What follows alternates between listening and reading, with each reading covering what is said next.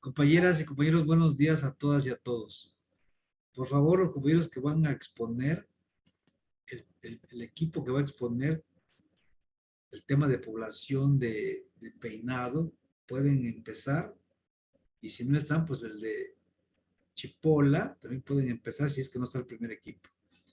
Adelante, por favor, pueden compartir pantalla, tienen autorización.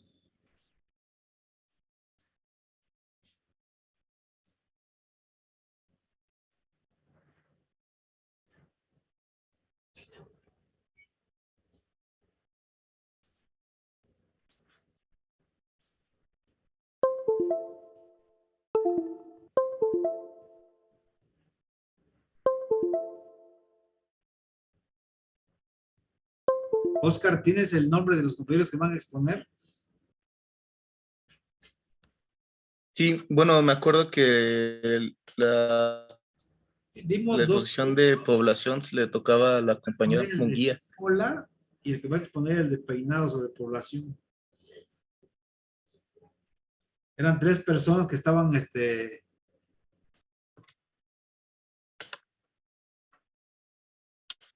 Sí que me envió, te los envié. sí, sí, sí, así es.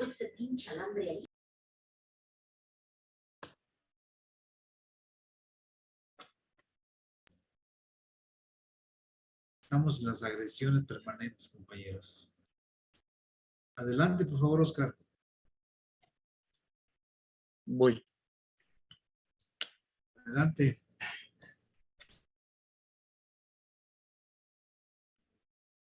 ¿Qué pasó, Oscar? Lo estoy encontrando, profe, es que ahorita lo...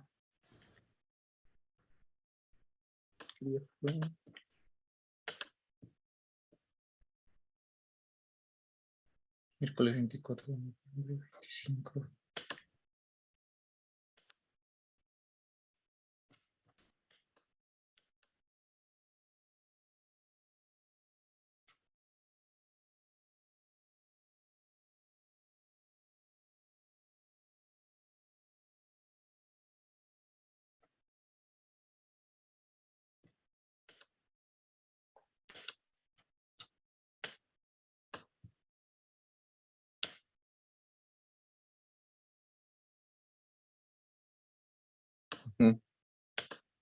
Profe,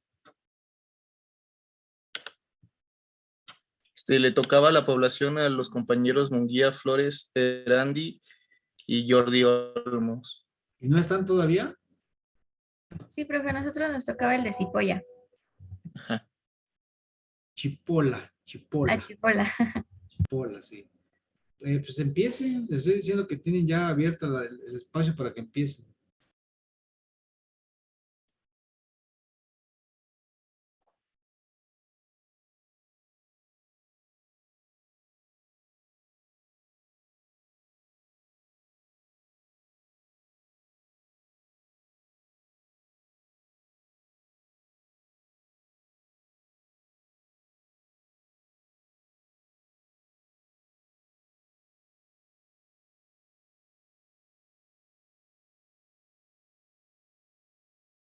Permítame, profesor. Adelante, compañera.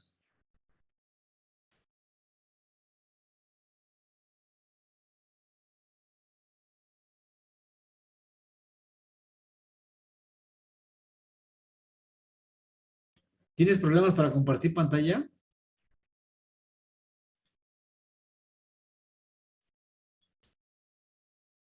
Sí, profesor, pero la estoy solucionando. Con calma, entonces.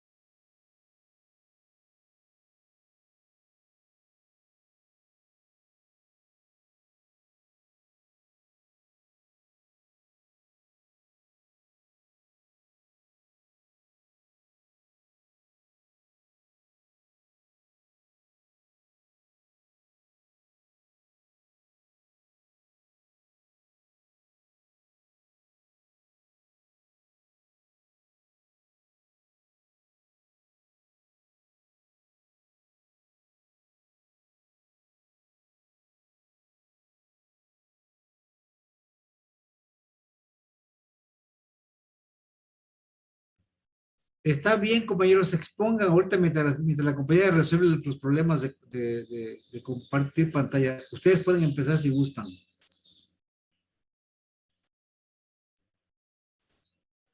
Gracias, profesor. Pueden empezar cuando gusten.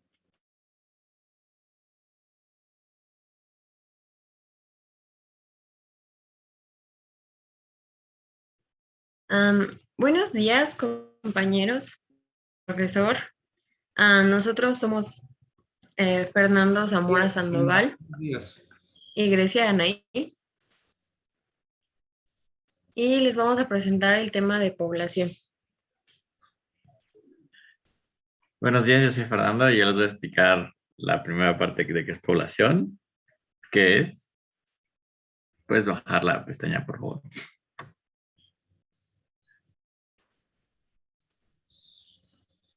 La población se define como un conjunto de personas que habitan en una determinada área geográfica, ya sea una ciudad, un pueblo, en un país o en un continente. Las características se pueden clasificar de distintas formas, por ejemplo, según la edad y el sexo, el lugar donde viven y por según las condiciones de trabajo, ya sea una persona activa o inactiva, o sea, que esté trabajando o no. Pueden estar determinadas en lugares como urbano o rural. En urbano se denomina urbano cuando ya tienen más de 2,000 personas, más de 2,000 habitantes, y en rural donde contienen menos de 2,000 habitantes. Por condiciones de trabajo se divide en población económicamente activa.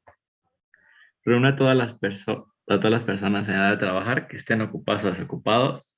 Los ocupados son aquellas personas que actualmente tienen un trabajo y los desocupan son aquellas personas que están buscando un trabajo o disponibles para trabajar.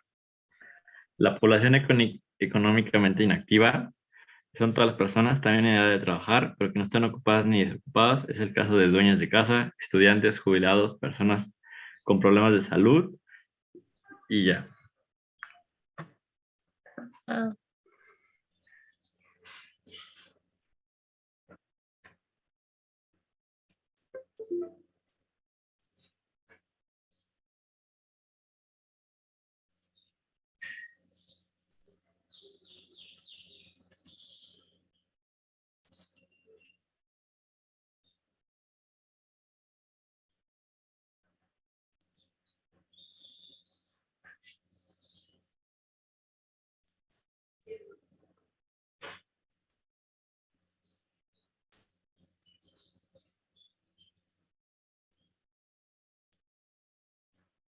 Sí, adelante, compañeros. ¿Qué pasó?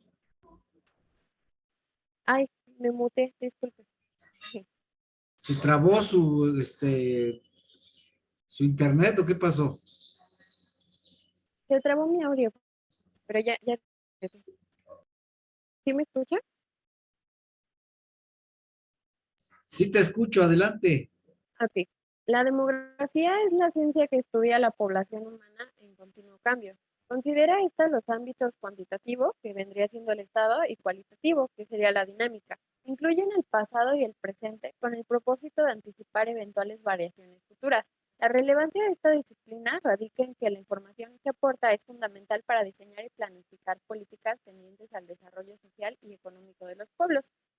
Esto nos sirve puesto que un país para avanzar requiere conocer información estadística de diversa índole, así como también una interpretación de las relaciones entre los aspectos demográficos, sociales, económicos y culturales. También nos proporciona una visión de la situación poblacional de una sociedad, puesto que aporta sobre la evolución de algunos factores sociales y económicos que han contribuido a los cambios experimentados por los componentes demográficos de la población, como la fecundidad, la mortalidad y la migración. Las principales fuentes de información demográfica serían el censo de población, que sería el conjunto de operaciones que permiten recoger, compilar, evaluar, procesar, tabular, analizar y publicar datos demográficos, económicos y sociales relativos a un territorio. Las estadísticas vitales es la información recogida, recopilada, procesada y publicada en forma numérica sobre nacimientos, defunciones, muertes fetales, matrimonios, nudos matrimoniales, divorcios, en un periodo específico, entre otros. Y las encuestas demográficas, por último, que consisten en recoger en parte de un territorio información demográfica. Se trata de obtener información de una porción o muestra de la población que representa la totalidad.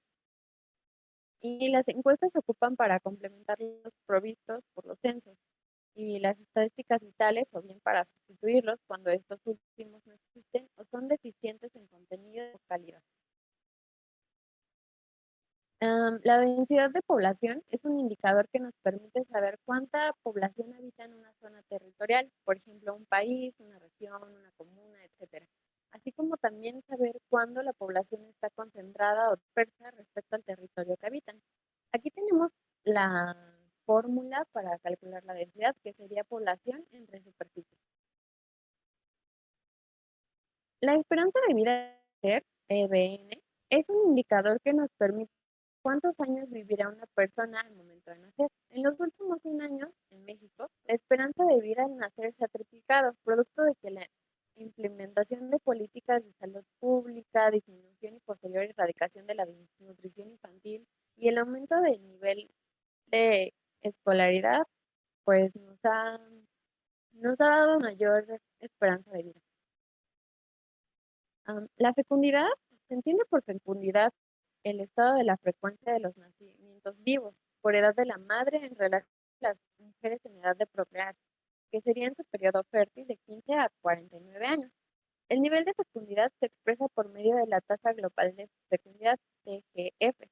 Se representa el número promedio de hijas e hijos que ha tenido cada mujer al concluir su periodo fértil, que ha sobrevivido desde el nacimiento hasta el término de su periodo fértil y que ha tenido los hijos según su fecundidad por edad del año o periodo de estudio. Este indicador corresponde a uno de los dos componentes demográficos del crecimiento natural de la población. A partir del pasado y el presente de este indicador, es posible elaborar hipótesis futuras de su comportamiento, lo que traduce más o menos en la población. La mortalidad es el segundo componente demográfico del crecimiento natural de la población. La mortalidad estudia la frecuencia del número de defunciones ocurridas en una población, área geográfica y periodo determinado. La tasa bruta de mortalidad expresa la frecuencia con que ocurren las defunciones en un periodo de tiempo determinado por cada 1000 habitantes. La migración se refiere a los cambios de residencia de las personas de un lugar a otro, cruzando los límites geográficos, por ejemplo, de una región a otra, de una región a otra. En los cambios de residencia de las personas de un lugar geográfico a otro, intervienen una serie de factores personales, que serían como familiares, económicos, que inducen a las personas a tomar esa decisión. No me voy a meter mucho en esos temas porque son temas que ya expusieron. Y pues para concluir voy a hablar sobre el problema de la sobrepoblación, que es el fenómeno en el que el número de habitantes de un espacio concreto es muy elevado. Esto nos genera problemas económicos, de accesibilidad, salud, entre otros. Sin embargo, en materia ecológica, la sobrepoblación se entiende como las consecuencias ambientales de dicho número de individuos que generan sobre el espacio que habitan. Las causas sería como el incremento en la tasa de natalidad, la preferencia por ciudades, olas de inmigración acentuadas, etc. Y las consecuencias vendrían a ser la tala de árboles, delincuencia y actos vandálicos. También el aumento en el consumo energético, la menor calidad de vida, mayor tasa de desempleo, segregación social, etc. Bueno, esto ha sido todo, compañeros. Otros compañeros van a seguir exponiendo acerca de la población.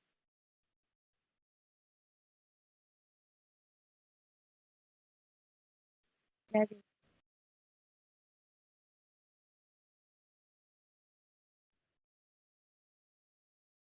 Sí, adelante, compañera.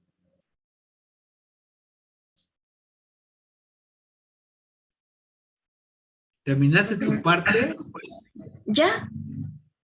Ya, pero hay un compañero que también va a exponer o ya es todo lo que van a exponer. Sí, es que Al parecer, como que nos dieron el mismo tema a dos personas, bueno, a cuatro personas distintas. Entonces, al menos por mi parte y la de Fernando, ya termina ahí. Son dos textos diferentes, el de peinado y el de chipola son dos textos diferentes, ¿sí? A los compañeros que les mandamos el de chipola, pues fue a ustedes, pero también hubo un grupo que se le mandó el de peinado y ese debe de exponer también. Si no está ahorita, pues Mm, no sé, la compañera que iba a exponer, ¿qué pasó? Sí, profesor, lo del compartir pantalla, no se lo solucionó, pero no sé si podría mandarle a algún compañero que nuestra presentación y que él comparta pantalla. Sí, lo puedes hacer si gustas. Sí, adelante. Va, ¿se lo puedo mandar a Grecia? Si ella acepta, adelante. Grecia, ¿vas a recibir, estás dispuesta a recibir ese material para que lo compartas? Compañera Grecia, ¿estás ahí? Aquí estoy, profe. ¿Puedes, por favor, recibir el material que te va a enviar la compañera para que lo compartas? Sí, profesor. Te va a llevar a tu correo. Vamos a esperar unos minutos mientras llega a tu correo para que lo compartas, ¿sale?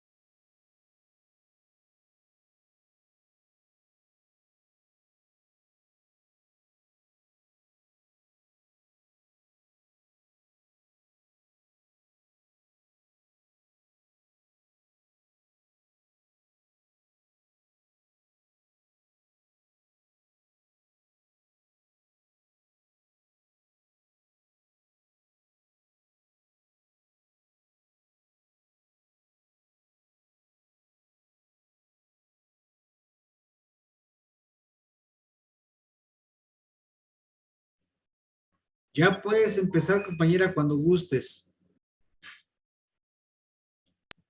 Bueno, buenos días, profesores y compañeros. Me presento, soy Mungier Andy y junto con mi compañero Jordi Olmos les estaremos presentando la historia económica de la población mundial de Carlo Chipo. Ajá. Bueno, ¿le puedes cambiar de diapositiva? Chipola, chipola. Así Chipola, como Chipola, tardas tantito así con la L, así, chipola. Chipola. Ok, va. Bueno, empecemos diciendo que hace muchísimo tiempo los únicos medios que tenía el ser humano, pues para subsistir, fueron la pesca, los frutos que pues recogíamos para comer, ¿no? Es decir, que no se conocía nada de ropa, el pan no se conocía, el tejido, o sea, no.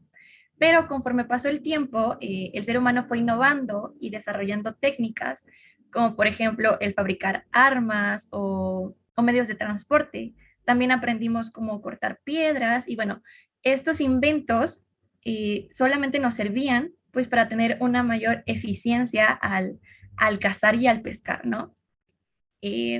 La primera gran revolución fue la revolución agrícola, que ocurrió pues relativamente hace poquito en comparación.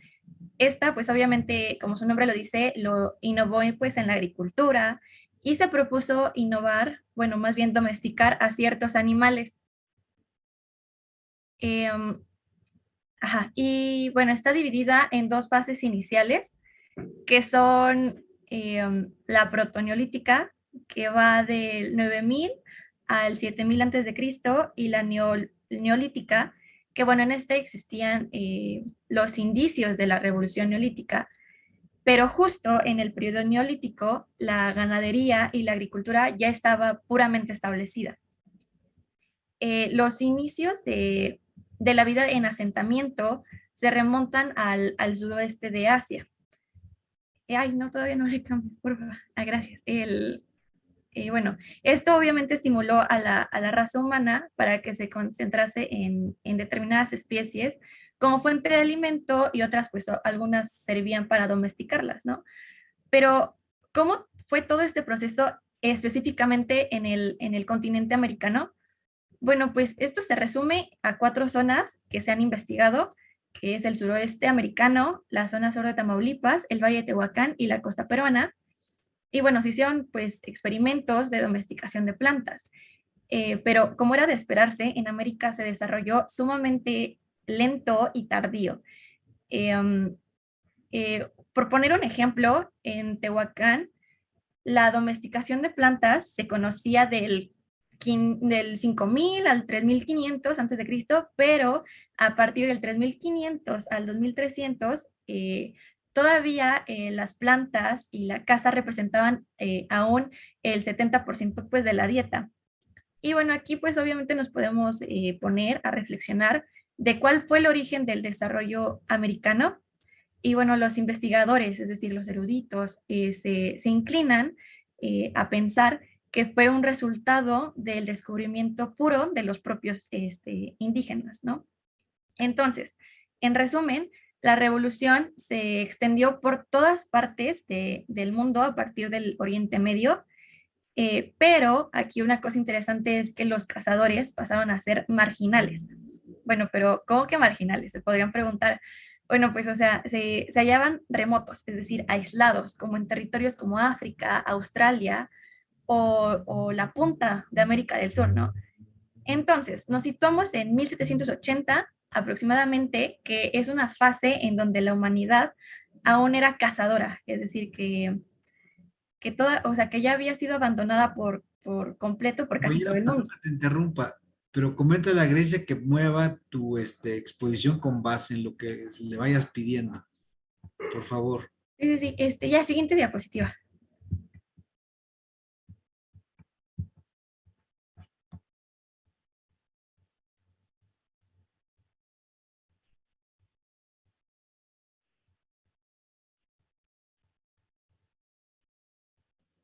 Grecia, ¿qué pasó? ¿Tienes problemas con tu internet?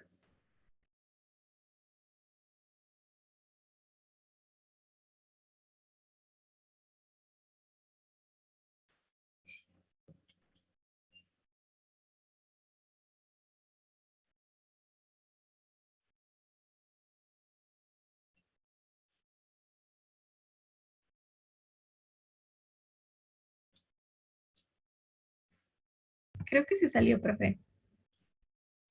Eso es lo que estoy viendo. Algún problema debe tener con su internet también. Sí, Eso yo está a la creo. orden del día. Ojalá ya en febrero regresemos a clases presenciales para ya no tener estos problemas.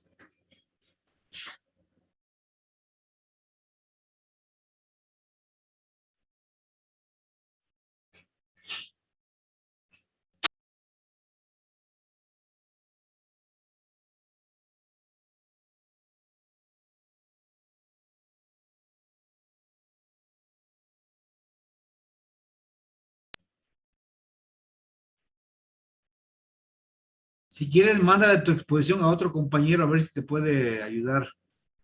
No sé quién se quiere proponer. Sí, profe, es que yo no puedo compartir pantalla porque se me apaga mi computadora y eso sale peor. E igual mi compañera intentó compartir hace rato y le apareció que no puede, es decir, que tiene que meterse a configuraciones y no le aparece. Entonces no sé quién nos puede ayudar. Ay, ya. Va, muchísimas gracias.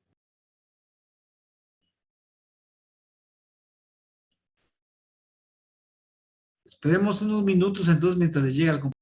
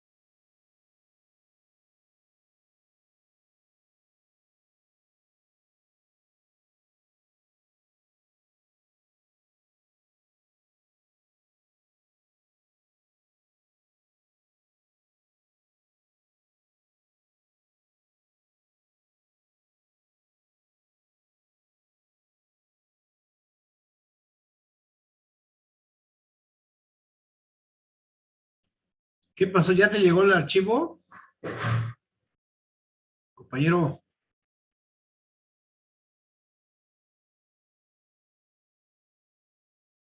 Bueno, entonces, si puedes compartir pantalla, adelante.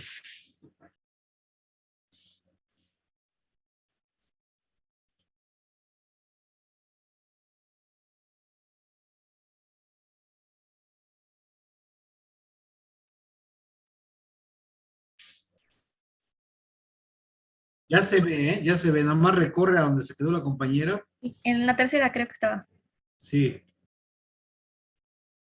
Ándale ahí, justo. Va. Muchas gracias. Gracias, gracias. Bueno, después en la Revolución Industrial se dio en el siglo XVIII, donde pues obviamente Inglaterra fue su capital, ¿no?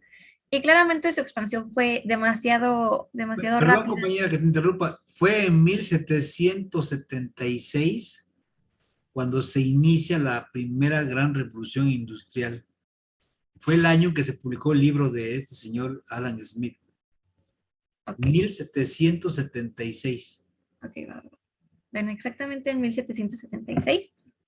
Eh, pero para 1950, varios países ya estaban en su proceso de industrialización, como por ejemplo Francia, Alemania, Rusia, China, etcétera, ¿no?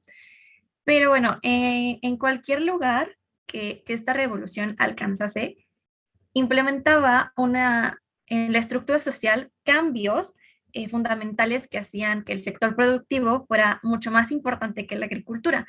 Esto quiere decir que los agricultores se vieron frenados, se vieron desplazados. Aunque actualmente esta industria predomina, no es correcto decir que todo el mundo está en condiciones de obreros industriales, porque pues no es así. En una sociedad industrial, entre el 30 y el 50% trabaja en una industria propiamente dicha. Y bueno, el resto trabaja para el sector terciario, que bien podría ser el gobierno, la banca, los seguros y en sí toda clase de empresas productoras de servicios, digamos. Y bueno, la siguiente diapositiva, por favor. Compañera, déjame precisar también otra cosa aquí. Fíjate, cuando se habla de la revolución industrial en Inglaterra, que se da en 1776, se pone ese año porque en ese año ya se estaba usando la Jenny, que era la máquina de telar mecánica que sustituía a la máquina de telar manual, artesanal. Ahí en la industria textil se comenzó a usar ese telar como algo ya convencional, como algo común. Igual que ocurrió en 1984 en el mundo, o sea, en el siglo pasado, 1984, que fue cuando las computadoras se volvieron de uso común en los países industriales, en las grandes empresas y en los gobiernos, tanto de países industrializados como de países emergentes como México. 1984 se marca el inicio de la revolución tecnológica centrada en la informática y la telemática. ¿Sí? En aquel caso fue en 1676 porque en ese año la Jenny, que es la máquina de telar mecánico, se volvió de uso común en la industria textil. Por eso es que se fecha ese año como el inicio de la revolución industrial, de la primera revolución industrial en Inglaterra, que sustituía el trabajo artesanal por el trabajo mecánico. Adelante, por favor. Va, muchísimas gracias. Pero bueno, por otra parte, cuando aparecieron las primeras ciudades, la sociedad experimentó un fenómeno nuevo, claramente, pero siguieron siendo fundamentalmente agrícolas, ¿no? Que este es un hecho que abarca poblaciones de toda Europa medieval, que obviamente siguieron siendo agrarias.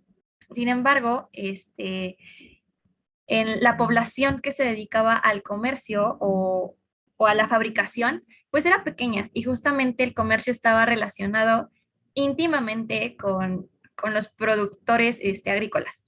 Y cabe resaltar que los famosos mercaderes, pues eran los terratenientes.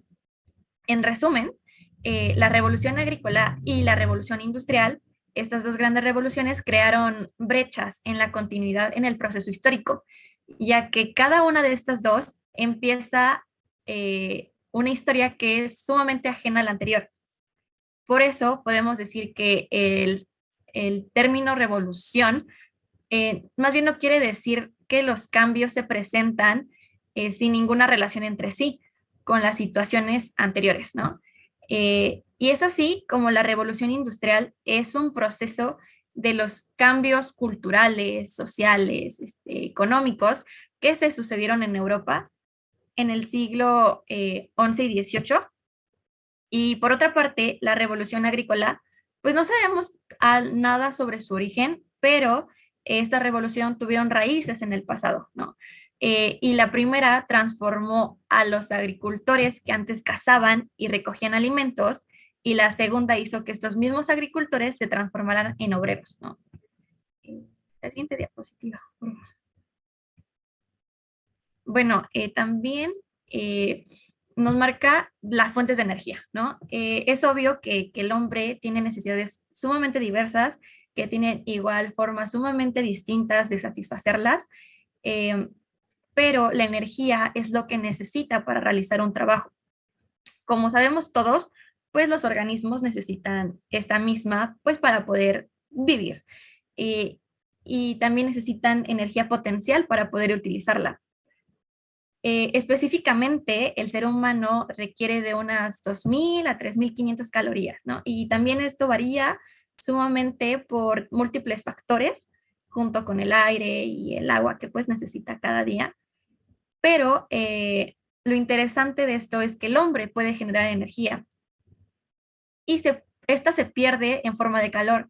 Sin embargo, como lo que nos caracteriza es que podemos utilizar esta energía para aprovechar otras formas de energía. O sea, es decir, que es muy interesante, ¿no? Nos habla que en cuanto mejor dominemos esto, será mayor nuestro control sobre el medio ambiente. En otras palabras, el ser humano como raza es débil, ¿no? Sin embargo, utilizamos herramientas. La siguiente diapositiva, por favor. Bueno, el hombre solo tiene disposición de esta energía si conoce sus fuentes, o sea, si es capaz de dominarlas económicamente. Pero el gran problema es cómo transformar esta energía pues a un coste conveniente, digamos. Pero bueno, para esto se utilizan varios tipos de convertidores, ¿no? Un claro ejemplo, y creo que el más notable, es la máquina de vapor. Y bueno, sin embargo, la producción de energía que es útil siempre es menor a la energía que consume la máquina, es decir, que consume mayor energía la máquina que lo que produce útil. Ajá. Pero necesitamos obtener esta energía en la forma y momento preciso para llevar a cabo pues ciertas transformaciones, ¿no?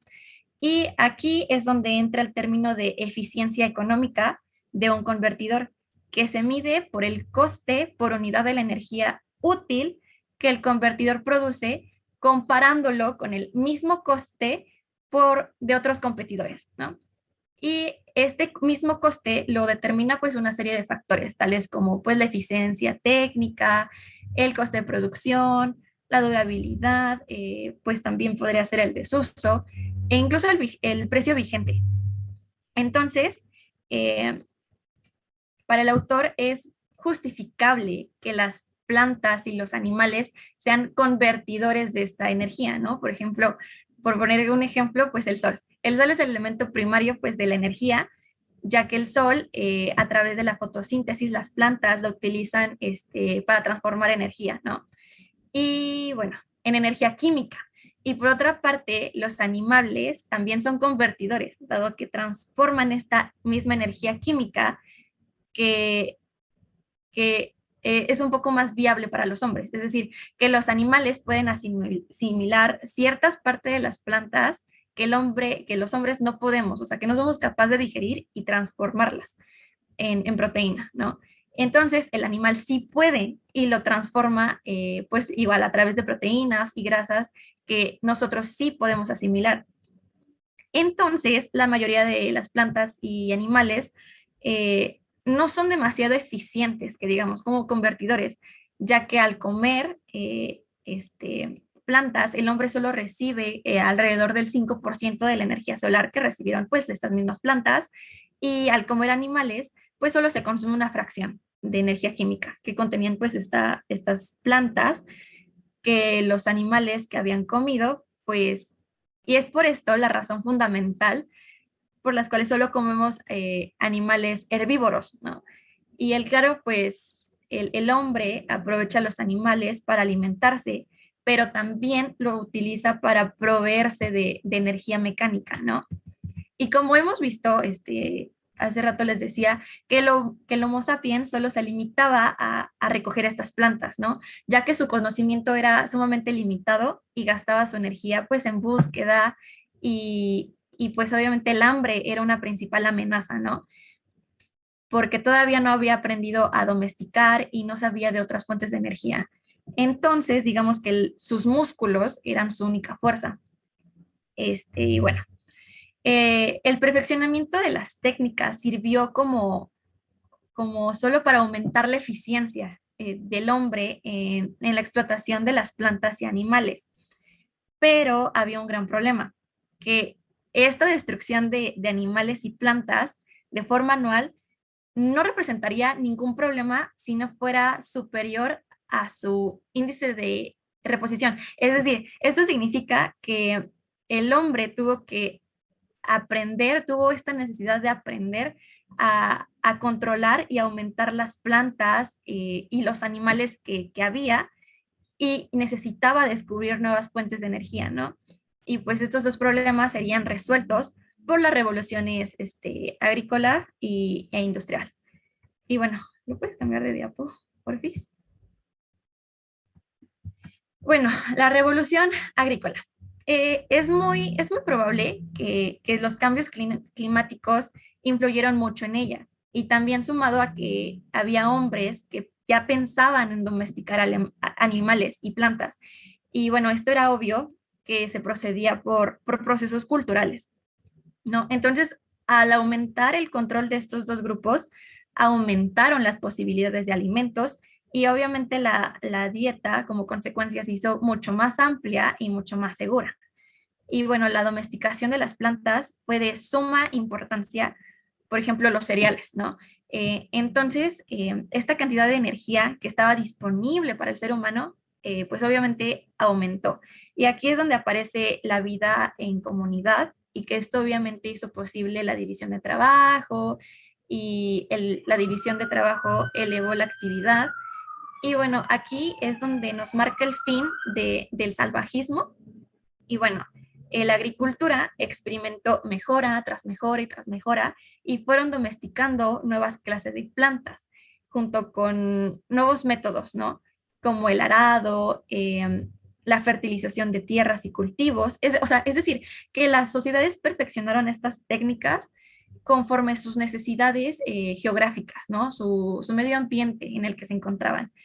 Y obviamente estas técnicas eran enriquecidas día tras día, pues por la observación y la experiencia más que nada, ¿no? Entonces ahí es cuando el hombre empieza a domesticar caballos o se descubre la herrería, el martillo, la sierra, el tornillo, etcétera, ¿no? Entonces hubieron adelantos que tuvieron entre la revolución industrial y estos se adelantaron a la eficiencia, que el hombre pues aprovechaba la energía de sus propios músculos y también una gran invención que me parece importante resaltar fueron los molinos de viento que aparecieron en Persia justamente y bueno, o sea, permitieron al hombre aprovechar esta energía del viento junto con la barca de vela, la energía del agua, que pues me parece muy innovador. O sea, en resumen, se puede decir que la revolución industrial, el hombre continúa confiando principalmente en las plantas y en animales para la obtención pues, de la energía. Sin embargo, esto supuso límites en la expansión energética en cualquiera de las sociedades agrícolas y lo que sienta los límites es la disponibilidad de tierras. Bueno, siguiente diapositiva, por favor. Bueno, la revolución industrial. Como ya dijimos, la revolución industrial fue un proceso que permitió pues, la explotación a gran escala de fuentes de energía por medio de convertidores inanimados, que es muy diferente y todo lo contrario a la revolución agrícola. Y esto es fundamentalmente importante porque la revolución científica le permitió a esta revolución industrial bueno, más bien a los hombres, nos permitió las herramientas conceptuales que pudimos aprovechar para las fuentes de energía, ¿no? Todo este viaje histórico comienza con la máquina de vapor por James Watt, que perfeccionó pues justamente esta máquina y fue posible producir más, entonces necesitaba más carbón y transportarlo a una velocidad claramente mayor, ¿no? Entonces el carbón pasó a ser un elemento muy estratégico y fundamental en esta civilización industrial y bueno, que produjo una expansión rápida de energía disponible. Entonces el extraordinario crecimiento de la energía disponible estimuló el crecimiento económico. Bueno, era de esperarse. Y esto sirvió de gran estímulo para la educación, la investigación científica, y estos mismos llevaron al nuevo descubrimiento de otras fuentes de energía, que eran nuevas, ¿no? Por poner un ejemplo, el petróleo, ¿no? La industria eléctrica por Edison. Edison que inventó la lámpara incandescente, ¿no? Todos estos descubrimientos aceleraron el ritmo del proceso, es decir, cuanta más energía se producía, más energía se buscaba. Entonces el hombre recurrió a todo lo posible, ¿no? El sol, la tierra, las mareas, la electricidad, etc. Incluso llegó a obtener energía de los propios átomos. Entonces, ¿qué pasó? El crecimiento de la producción de energía fue mayor al crecimiento demográfico, resultando una gran desigualdad justamente en esta producción. Entonces, viene un gran problema. Lo que pasa es que este tipo de energías inanimadas es que provienen de fuentes que son irreemplazables, que pues han sido su principal pilar, ¿no? Lo cual nos lleva a un problema aún más grande, que es la situación actual del mundo, ¿no? Estamos en un crecimiento demográfico muy acelerado, es decir, que hay un aumento en las necesidades energéticas por esta industrialización. Entonces, las reservas de combustibles fósiles se están por agotar y la única solución que nos queda es encontrar fuentes de energía alternativas para sustituir este tipo de energías, ¿no? Y bueno, aquí otro obstáculo es que se requiere el suficiente capital, el cómo la sociedad va a reunir el suficiente capital para aprovechar económicamente este tipo de energía. Y otro problema es que la energía puede perderse de muchísimas maneras, es decir, se pueden perder en la producción, en el transporte o al convertir el calor en energía mecánica. Entonces nos lleva a decir que el hombre sigue siendo ineficiente en el aprovechamiento de estas energías, lo cual deberemos que avanzar para tener un grado satisfactorio de eficiencia, perdón. Eh, y bueno, el problema en sí de la ineficiencia es más bien los tragos que derivan de ella, ¿no? Por ejemplo, los residuos deterioran al medio ambiente y resulta un desequilibrio ecológico. Ay, ¿puedes cambiar de diapositiva? Gracias. Bueno, entonces nos encontramos en un punto en el que el hombre necesita capital para obtener energía, pero necesita mucho más capital para explotarlo con un fin productivo, la energía, ¿no? Esta acumulación de capital es algo necesario para la supervivencia de cualquier sociedad.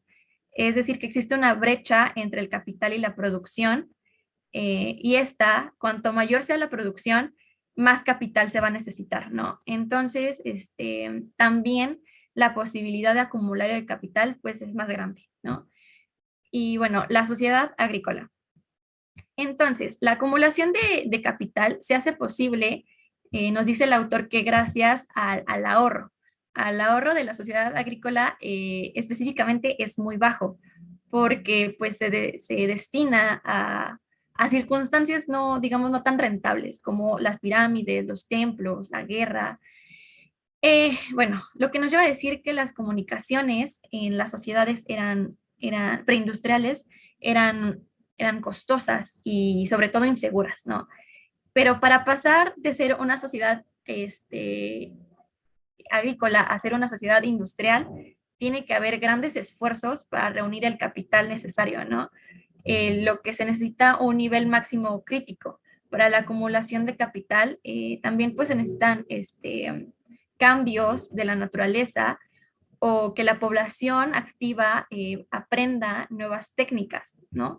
Y bueno, en las sociedades agrícolas se conoce que pues obviamente se autoabastecían y apenas lograban satisfacer sus necesidades, ¿no? Y entonces, pero siempre la agricultura predominaba, es decir, se llevaba la mayor parte de capital y la mano de obra.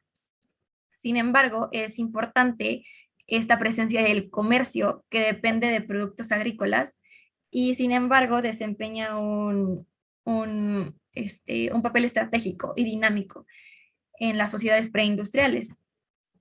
Y bueno, ¿le podemos cambiar, por favor? Ya, bueno. Y por último, la sociedad industrial. Los ingresos reales per cápita son muy superiores a las sociedades industriales que en las agrícolas, ¿no? Dado que la explotación de estas nuevas fuentes de energía y por mayor capital y empleo más eficiente, ¿no? En consecuencia, la dieta es mejor, la calidad de vida es mejor, ¿no? También hay mejoras en la vestimenta y sobre todo en la vivienda. Y bueno, se introducen nuevas necesidades humanas, ¿no? Pero, ¿qué pasa en esta explotación de estos nuevos tipos de energía, ¿no? Pues era obvio que se redujera la importancia de la agricultura, ya que pues dependían más factores, ya no dependían de ella, ¿no? El crecimiento de esta sociedad industrial causa como consecuencia que se fomente la educación, la investigación, y éstas se aprovechen para tener una mejor eficiencia, claramente. Y bueno, el carácter de una sociedad industrial es sumamente dinámico, ¿no? También la mano de obra aumentó al crecer la población, pues obviamente al crecer la población, pues aumenta la mano de obra. Y esta fue absorbida por sectores secundarios o terciarios, ¿no? A expensas de esta agricultura. Y bueno, se logró una expansión en la producción, ¿no? Debido a estas nuevas inversiones y a la utilización de métodos cada vez más eficientes. El papel clave en todo este desarrollo lo jugó, digamos, el sector industrial.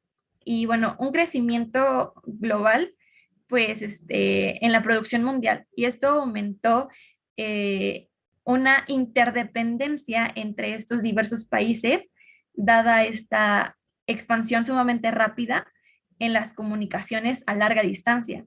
Bueno, por ende, el comercio internacional fue efecto del desarrollo económico mundial. Y bueno, actualmente 3/4 partes de la humanidad siguen siendo sujetas a, pues sí, a niveles de vida, bueno, a niveles de vida agrícolas que, que desean gozar de una buena alimentación y buena salud, ¿no? Y su única esperanza es el auge de la revolución industrial. Y uno de los obstáculos que, es que estas sociedades deben lidiar es que se multiplican rápidamente, y aquí es donde nos enfocamos más con el problema demográfico, que justo lo va a exponer mi compañero.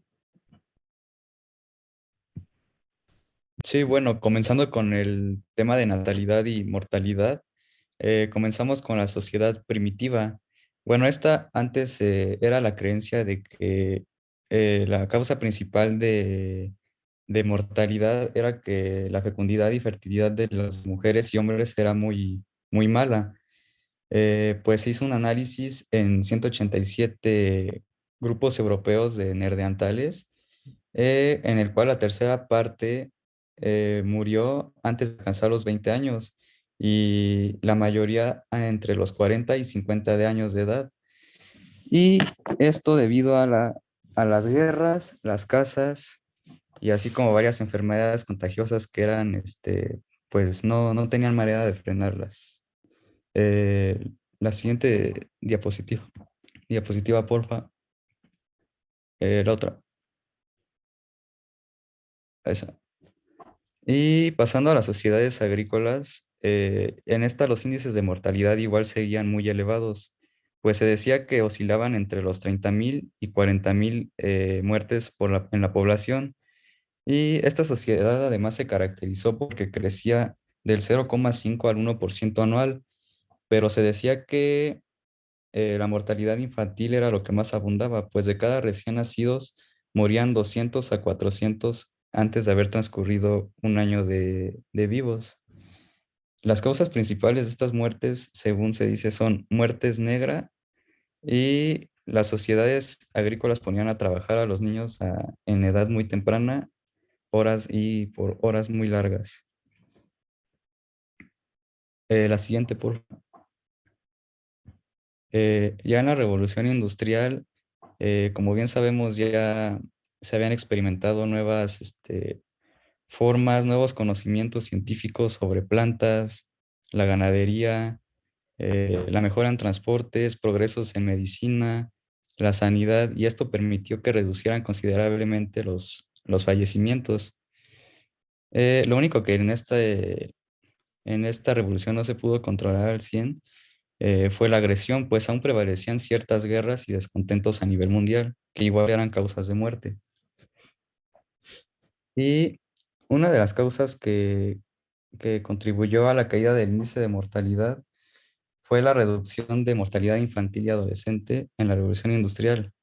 En estas sociedades industriales, las muertes infantiles tienden a ser menos de 35 por cada 1.000 nacimientos, y esto unido al hecho que se controlaron muchas enfermedades y que los niveles de vida ya eran un poco mejores, pues la esperanza de vida tiende a ser superior ya a los 60 años de edad.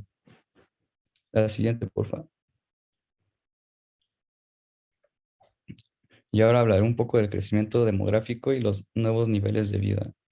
En la revolución agrícola, esta permitió a la especie humana sobrepasar la población muy considerablemente, pues el crecimiento demográfico fue acompañado de esta.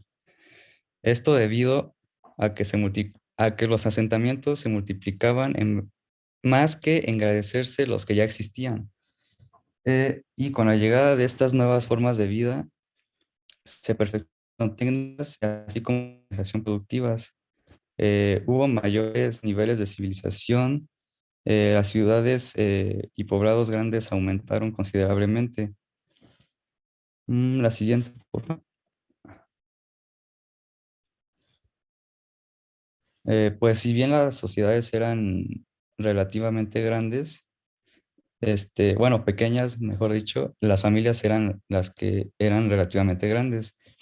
pero ya para vísperas de la Revolución Industrial, aproximadamente en 1750, el total de la población ya era de entre 650 y 850 millones de personas.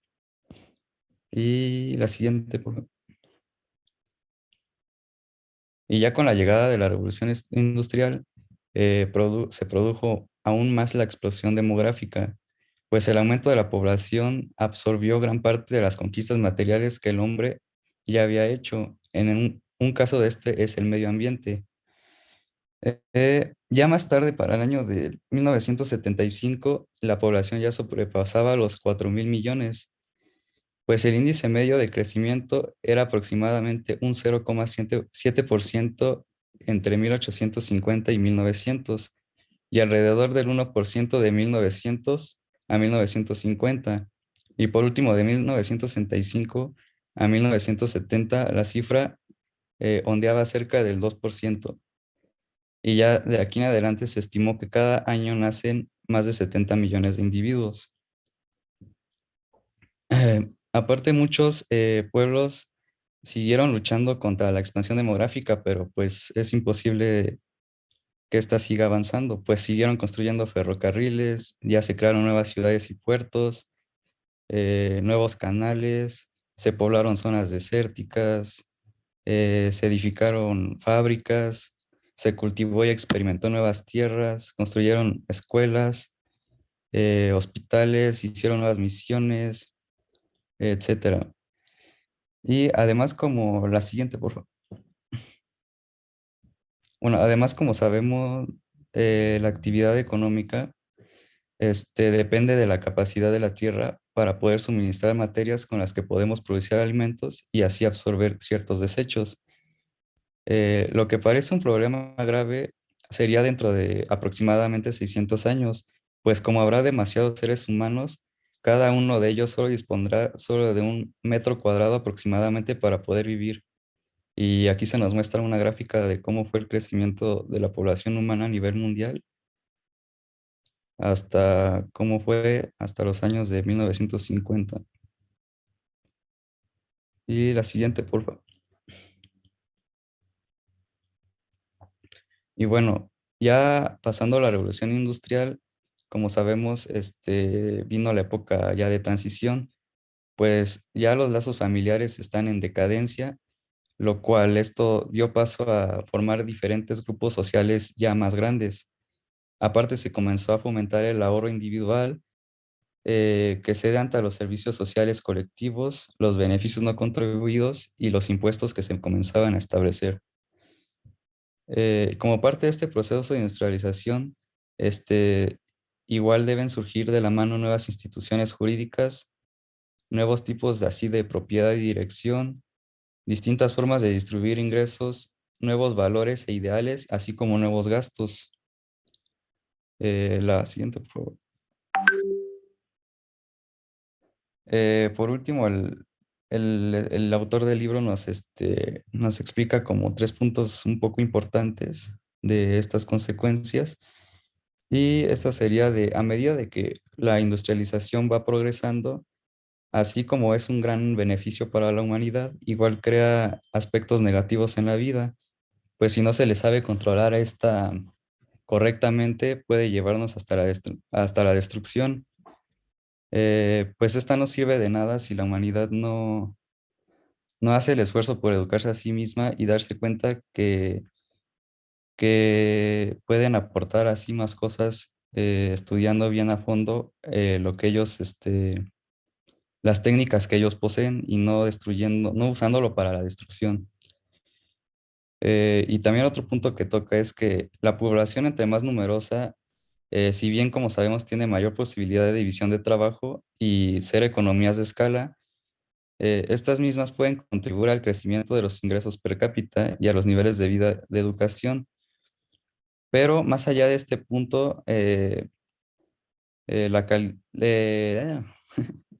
la cantidad, habrá mucha cantidad en vez de calidad, es decir, habrá mucha producción peleada, pero la calidad será mala e ineficiente. Entonces, para evitar estas consecuencias, este, o poder retrasar lo más que se pueda, es necesario que el hombre, como lo dije anteriormente, no solo cuente con conocimientos técnicos, sino que también aproveche y descubra más a fondo por su cuenta las técnicas que posee y poder tener el control de su riqueza para poder generar más, así como llevar a la sociedad a un lugar mejor y poder expandir esos conocimientos y ya sería todo. Muchas gracias.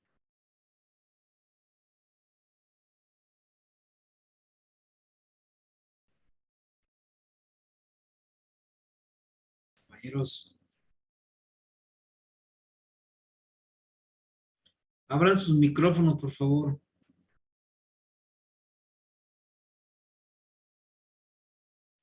Mande, profe. ¿Ya nadie falta?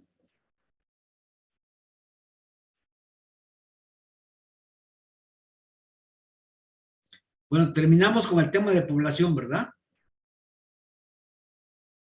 Pregunto. Sí, profe. Bueno, entonces, vamos a, ¿cómo se llama?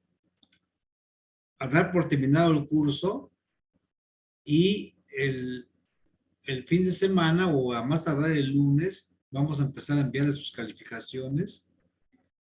Esperemos que ya todos hayan entregado lo que tenían que entregar para que Oscar ya pueda hacer los promedios y mandarle su calificación. Y esperemos que el próximo semestre empieza el 8 de febrero, nos podamos ver ya en la facultad, porque esto ya es insostenible estar con estos mecanismos de plataformas que si bien son una gran ayuda, pero no satisfacen los requerimientos de una enseñanza universitaria. Pero de todos modos, en el marco de esta pandemia, han sido útiles estas plataformas, pero repito, son muy ineficientes porque por un lado hay mal servicio de internet en las colonias, por otro lado hay falta de dispositivos tecnológicos adecuados para poder llevar una enseñanza de esta naturaleza. Pero de todos modos, para mí fue un gran placer haberlos tenido aquí como mis alumnos y les agradezco su presencia y ojalá ustedes no se vayan a perder y vayan a caer en malos pasos con compañeros que ya son muy mañosos en la Facultad de Economía. Ustedes sigan trabajando, que eso es lo que les va a dar conocimiento, o sea, trabajar. Entonces, la carrera de Economía no es difícil, lo que tienes que es muy laboriosa. Se requiere mucho trabajo para poder sacar una carrera, porque de 100 que entran, salen nada más 30 o hasta 27 personas salen por cada 100 personas que entran a estudiar a la universidad, y en particular en la Facultad de Economía. Nos creemos que ustedes estén siempre estudiando y que nunca tiren la toalla. Esto es de resistencia y poco a poco van a ir adquiriendo cultura económica con base en lo que ustedes vayan a estudiar. Entonces, mientras más se involucren en la educación, más van a aprender, van a aumentar su cultura y mejor van a entender. Entonces, compañeros, muchísimas gracias. Oscar, ¿estás todavía ahí? Oscar Vázquez. Hola, profe, sí. Entonces, nada más falta sacar los promedios. Ahora que ya te entreguen todo, si es que ya te entregaron, si no, todavía les falta entregarte, pues nada más sacar los promedios y ya el próximo sábado o el domingo, no sé si puedas tener todo listo para que el lunes les mandemos sus calificaciones. Sí, está bien, profe, el sábado se lo mando. ¿Parece bien? Sí. Sí, profe. Pues, sí, David. Oscar nos va a volver a mandar la tablita en donde tiene anotado si ya la entregamos, como la vez pasada. No, nada más te va a mandar de manera individual tu nota. O sea, él va a tener el promedio y te va a mandar tu nota en función de ese promedio que vas a sacar. ¿Sí? Sí, pero o sea, yo me refiero a antes de que haga el promedio, porque, o sea, la vez pasada, no sé, o sea, por ejemplo, en mi caso yo ya le había mandado mis cuadros y algunos otros trabajos, y cuando envió lo de la tablita esa donde tenía si ya le habían llegado los trabajos, pues ya no, o sea, no estaba yo, Bueno, pero ya entonces, se los volví a enviar Oscar, por cualquier caso. Oscar, si tú puedes el miércoles hacer una reunión con ellos de media hora, enviarles la invitación para que te reúnas con ellos y vean la tablita el próximo miércoles con base en lo que ya tengas. ¿Te parece bien? Vale, sí. Y de acuerdo, si han visto que les falta algo, pueden enviarme todos sus trabajos y ya el miércoles lo vemos. Sí, Bueno, muchas gracias. entonces- Solo es para saber si ya tenemos todo. ¿Sí? Entonces, tú reúnete el miércoles con ellos, Oscar. Sí, profe. Tú mándales la invitación directamente, pues, o sea, no requieres tener hora y media, con media hora que tengas suficiente. Ok. ¿Parece Sí. bien? Sí, está bien. Pues muchísimas gracias a todos y a todos, compañeros. Nos veremos el próximo semestre ahí en la Facultad de Economía. Yo espero que ya sean las clases presenciales. Y no me resta más que agradecerles nuevamente ese apoyo y la disposición que tuvieron para sacar adelante este curso. Que tengan buenos días, todavía no son las 12, que tengan buenos días y que la pasen bonito todas y todos. Hasta Muchas luego. gracias. Muchas gracias, Oscar. Gracias. Muchas gracias, Buen profe. día. Está muy bueno. Gracias, profe. Hasta luego. Hasta luego a todas.